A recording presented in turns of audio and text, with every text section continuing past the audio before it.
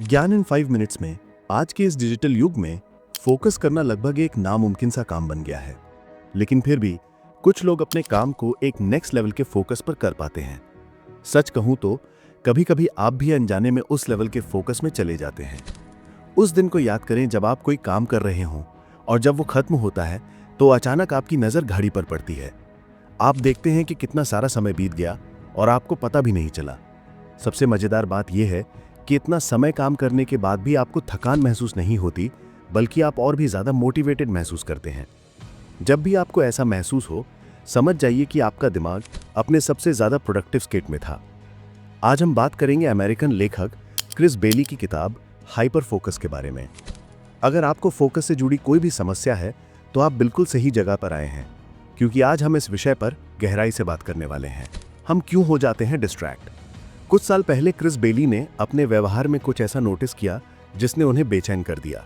उन्होंने महसूस किया कि उनकी जिंदगी सीरीज ऑफ स्क्रीन्स बन चुकी थी। इसका मतलब है सुबह उठने से लेकर रात को सोने तक वे किसी न किसी स्क्रीन को देखते रहते थे। उनके दिन की शुरुआत मोबाइल से होती थी, अलार्म बजने के साथ। फिर इंस्टाग्राम स्टोरीज, व्हाट्सएप मैसेज और अन्य ऐप्स में उनका समय बढ़ जाता था। वे ब्रेकफास्ट बनाते हुए भी आईपैड पर वीडियो देखते रहते थे। काम के दौरान भी लैपटॉप और स्मार्ट वॉच की स्क्रीन उनका ध्यान भटकाती रहती थी। लेकिन इन सब में सबसे ज्यादा समय उनका मोबाइल ही बर्बाद करता था। इस व्यवहार पर गौर करने के बाद उन्हें समझ आया कि वो एक बड़ी समस्या में फंस रहे हैं। इसलिए उन्होंने 30 दिनों तक इन सबसे दूर रहने का फैसला किया। लेकिन यह मुश्किल था, तो उन्होंने एक नियम बनाया। वे दिन भर में ज्यादा से ज्यादा सिर्फ 30 मिनट के लिए ही अपने मोबाइल का इस्तेमाल करेंगे। प्रयोग के नतीजे, जब उन्होंने ये करना शुरू किया तो 30 दिनों में उन्हें काफी बदलाव महसूस हुए। उन्हें लो लेवल ऑफ स्टिमुलेशन में एडजस्ट होने में 1 हफ्ता लगा। 1 हफ्ते बाद उन्होंने 3 खास चीजें नोटिस की। उनका अटेंशन स्पैन बढ़ गया। अब उन्हें फोकस करने के लिए ज्यादा मेहनत नहीं करनी पड़ती थी। उनका दिमाग क्रिएटिवली सोचने लगा। भविष्य को लेकर उनके विचार काफी स्पष्ट हो गए। ये सब सिर्फ एक डिवाइस का सीमित इस्तेमाल करने से हुआ, डोपामीन और डिस्ट्रैक्शन। क्रिस ने इस पर काफी रिसर्च की और पाया कि हमें लगता है कि हमारा दिमाग डिस्ट्रैक्टेड है, लेकिन असल में ये ओवर स्टिमुलेटेड है। हमारे दिमाग में एक तरह की खुजली मची हुई है। हमारा दिमाग एक साथ कई चीजें करना चाहता है। असल में हमारा दिमाग डिस्ट्रैक्ट होना पसंद करता है, क्योंकि उसे एक बड़ा रिवॉर्ड मिलता है। हमारे दिमाग में एक सिस्टम होता है जिसे नॉवेल्टी बायस कहते हैं। जब हम डिस्ट्रैक्ट होते हैं तो खुशी देने वाला केमिकल डोपामीन बनता है। यही वो डोपामीन है जो इंस्टाग्राम रील्स देखने, नशा करने या रोमांस करने पर बनता है। यही वजह है कि हमारा दिमाग हमेशा डिस्ट्रैक्शन ही ढूंढता रहता है। हम लोग इस समय एक हाइपर स्टिमुलेटेड स्टेट में हैं।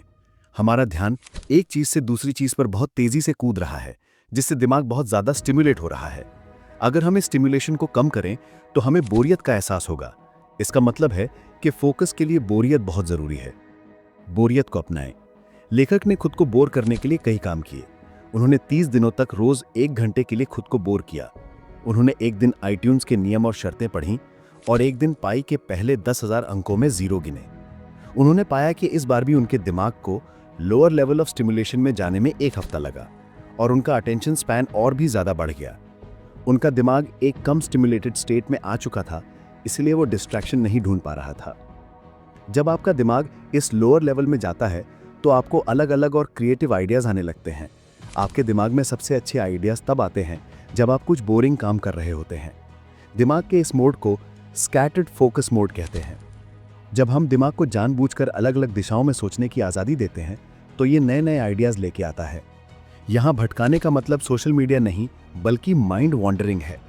अटेंशन स्पेस, डिस्ट्रैक्शन हमारा दुश्मन नहीं है, ये सिर्फ एक लक्षण है। असली समस्या है कि हमारा दिमाग ओवर स्टिमुलेटेड है।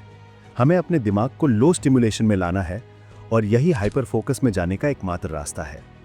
क्रिस बेली ने एक महत्वपूर्ण कॉन्सेप्ट समझाया है जिसे अटेंशन स्पेस कहते हैं। इसका मतलब है कि हम एक समय में कितनी चीजों पर ध्यान दे रहे हैं। अगर आपका दिमाग एक कंप्यूटर का प्रोसेसर है तो अटेंशन स्पेस उसकी रैम मेमोरी है। जब हमें पता होता है कि हमारे अटेंशन स्पेस में क्या चल रहा है तो हमारा ध्यान भटकने पर हम उसे आसानी से वापस ला सकते हैं। आज की दुनिया में जितने डिस्ट्रैक्शन हैं उतने पहले कभी नहीं थे, इसीलिए हमारा दिमाग हमेशा ओवर स्टिमुलेटेड रहता है। लेकिन जब हम बोर होना सीख जाएंगे, यानी कम स्टिमुलेटेड बनेंगे, तो ना सिर्फ हमें प्रोडक्टिविटी और नए आइडियाज मिलेंगे, बल्कि हम एक बेहतर जिंदगी भी जी पाएंगे। गौरव टेक अवे, तो दोस्तों, इस पूरे वीडियो को कुछ ही शब्दों में बताऊं तो सिर्फ उन्हीं चीज़ों पर ध्यान दें जो आपके लिए वैल्यूएबल है। बोरियत को सहना सीखें, टेक्नोलॉजी से दूर होकर रोजाना खुद को थोड़ा बोर करें, अपनी स्क्रीन टाइमिंग को कम से कम रखें, अपने दिमाग को हमेशा लोअर स्टिमुलेशन स्टेट में रखें।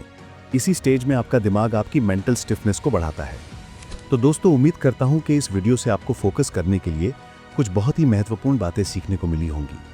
याद रखें, आज की दुनिया में डिस्ट्रैक्शन से बचना मुश्किल है, लेकिन बोर होना सीखकर और अपने दिमाग को कम स्टिमुलेटेड रखकर आप न सिर्फ अपनी प्रोडक्टिविटी बढ़ा सकते हैं, बल्कि एक शांत और बेहतर जिंदगी भी जी सकते हैं।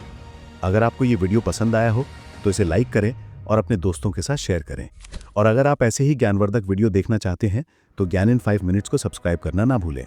मिलते हैं अगले वीडियो में। धन्यवाद।